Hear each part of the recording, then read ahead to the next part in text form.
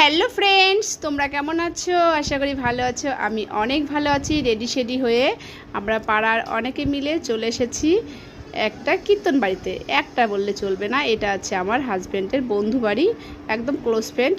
তো বন্ধু বাড়িতে কীর্তন হচ্ছে, তো আমাদের প্রত্যেক বছর নিমন্ত্রণ করে, তো আমার আসা হয় না। তো এবছর আমি এসছি, আমার হাজব্যান্ডের সঙ্গে একদিন এসছি, আর আজকে আমরা বান্ধবীরা মিলে পাড়া সবাই মিলে এসছি। দেখো কত সুন্দর বাড়িটা সাজিয়েছে, গেটটা খুব ভালো লাগছে।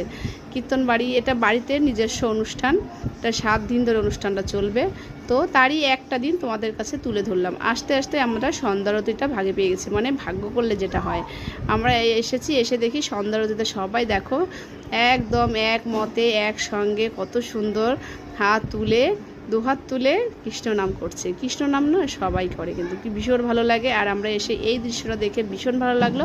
তারপরে ঠাকুরের দর্শন দেখো কি দারুণ। এই দেখো আমার হাজব্যান্ডের বন্ধু, উনি বসে আরতি করছে, আর দেখো সবাই হাত তুলে হরে কৃষ্ণ হরে নাম বলে সবাই এক নামে কীর্তন করছে।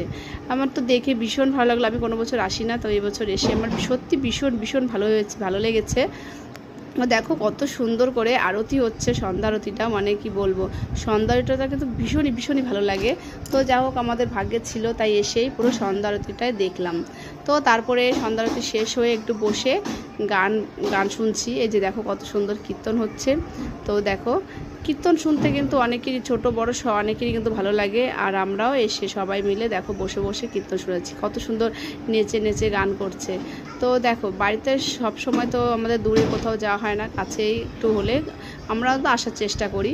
তো এইখানে 7 দিন ধরে হবে, তো তারই একদিন তোমাদের তুলে ধরলাম। কি বন্ধুরা, সত্যি তোমাদের ভালো লেগেছে কিনা অবশ্যই বলবে। খুব সুন্দর বাড়িটা সাজিয়েছে। তারপরে লাস্টে যেটা দেখো সবাই মিলে একটু ভোগ প্রসাদের আয়োজন, সেটাই খাওয়া দাওয়া। কি বন্ধুরা, কেমন লাগলো?